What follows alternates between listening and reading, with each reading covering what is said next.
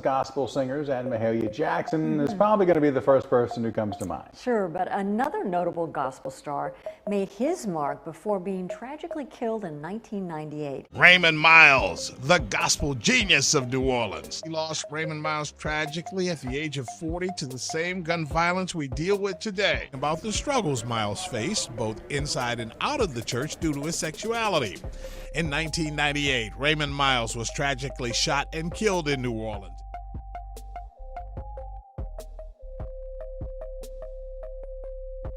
All right, now look, this ain't no Sunday service and it damn sure ain't no choir tribute. This the raw, uncut, straight gutter rundown on Raymond Miles. Just a sparkle on the neck, a glitter on the collar, and drama on the schedule. That boy could sing, no doubt. Had them old ladies catching the Holy Ghost off one note. But off the mic, he was moving more reckless than a hood dude with a PPP loan and a vendetta against his baby mama. Raymond wasn't just known, he was a spectacle. Sung like Mahalia Jackson with a full tank of Red Bull, moved like a one-man pride parade in the Mercedes-Benz. Gospel choirs worshiped the ground he walked on, but street dudes, they were just watching the clock like when this man slipped, it's over. Now, depending on who you ask, he was either a misunderstood choir director with a soft heart or a straight-up creeper that kept trying to pay street dudes for something you can't put on the tide sheet. Nah, this ain't shade. This how the city was talking, real low, real sideways. Raymond wasn't no quiet pervert.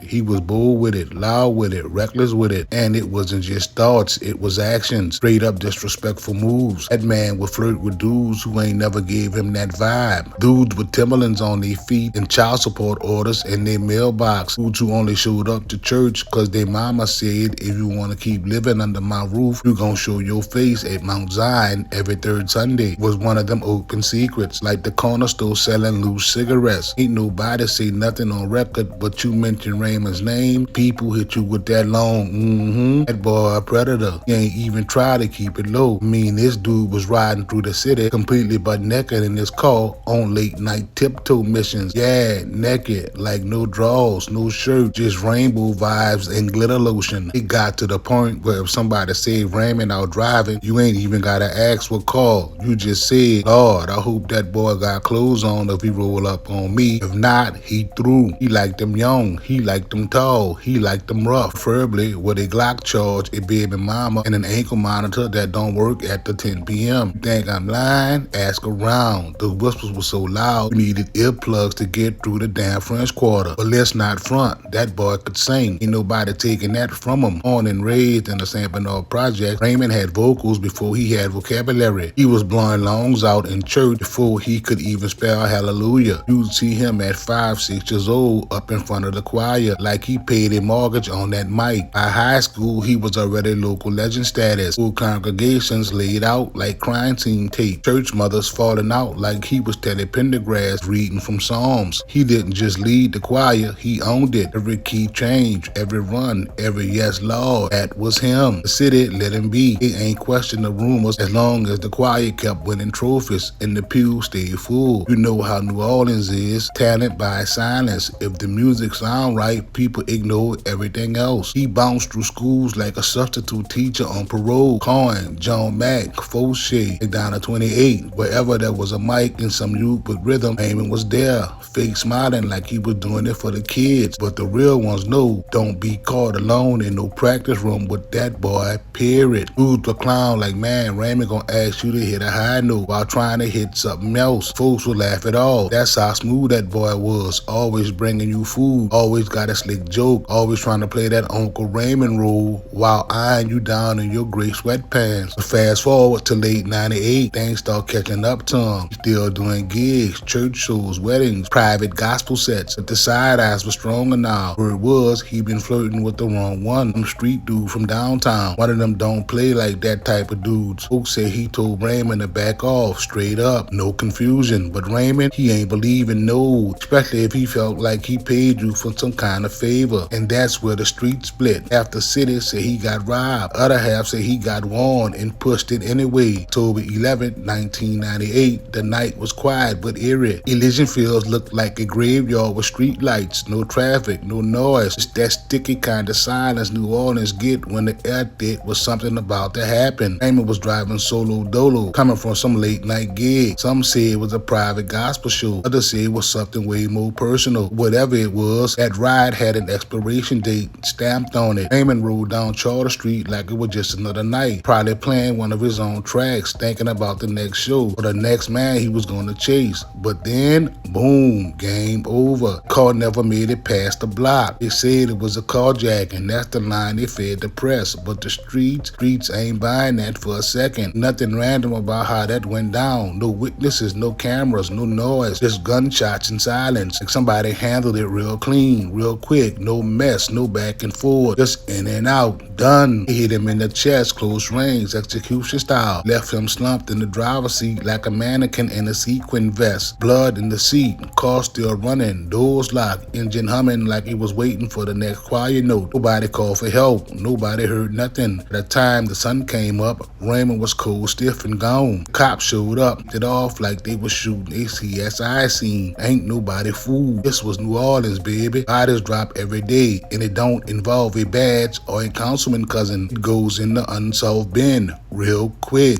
I suffered that he wasn't going to make it.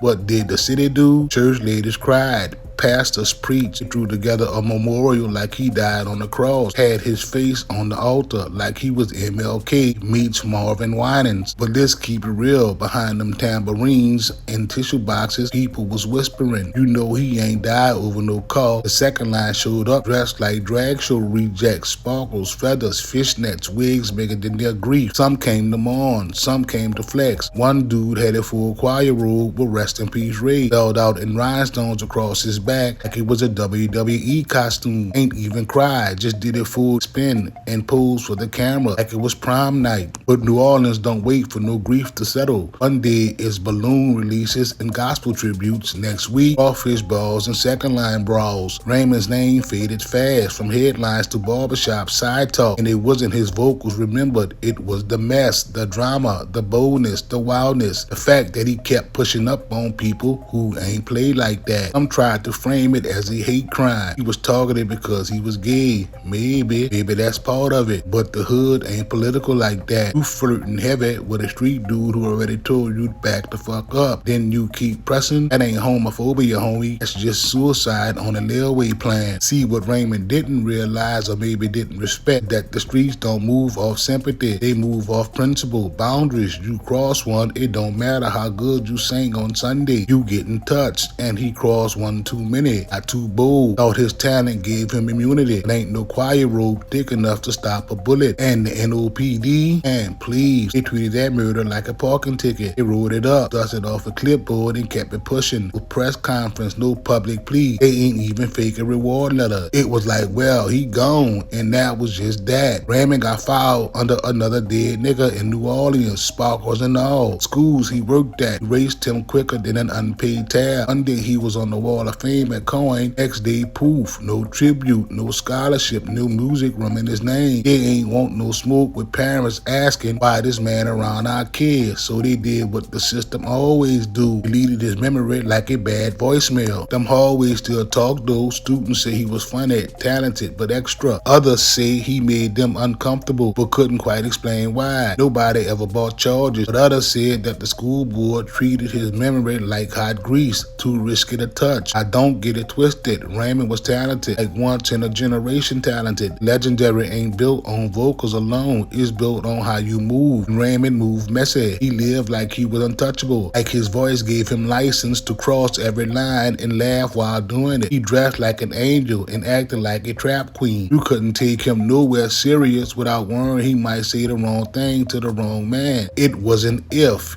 it was when. There was even talk about a documentary. Some ex-boyfriend of his, a music producer who used to gig with him, had to put one together. They wanted to clean it up, soften it, talk about how he struggled in the industry, how gospel music turned its back on him because he was out and proud. And maybe that's part of the truth. But let's be real. Documentaries don't live in the hood. Memory do. And memory said that boy was reckless. He ain't get killed because he was gay, and he ain't get killed for singing too loud. He got killed because he kept playing with fire, kept flirting with men who wasn't playing with him, kept pushing when he should have backed off. You do that in a city like the NO, you ain't just gonna get clowned, you gonna get clapped. 25 years later, his name still pop up here and there, usually in drunk conversations or when somebody hear one of his old recordings on a dusty gospel CD at their mama house. Ain't no murals, ain't no plaques, no street signs or festivals. It's a few old voices saying, damn, that boy could sing, but he ain't know when to shut the fuck up. OGs in the city remember him like a cautionary tale. Raymond, yeah, he had a gift, but he was wildin'. That's the general consensus. Not said with hate, not even with anger, just that classic New Orleans tone. That boy shoulda knew better. And the new generation, man, they don't even know who he is. Ain't no Instagram tributes, ain't no TikTok trends with his clips. His legacy got buried in shade, like he sang too loud to be forgotten, but lived too messy to be remembered. Some of them older church women still ride for him quietly. They'll play his songs during cleaning day, close the blinds, and whisper he had a calling on his life. Even they know he was complicated. That's New Orleans code for he did too damn much. This ain't no sob story. This ain't no redemption arc. This is the reality of a man who lived too loud, loved too risky, and ignored the rules of the jungle he danced in. And it don't save you when the city already made up its mind. Raymond Miles became another body in a long list. A body that ain't get justice, a case that ain't get solved, and a name that only come up when people feel like talking messy. Ain't no halo hanging over his grave. His story is just a warning whisper to the next wild soul who think charisma can outpace consequences. He was flamboyant, he was funny, he was perverted, but above all, that boy was reckless. And in New Orleans, reckless get you dead real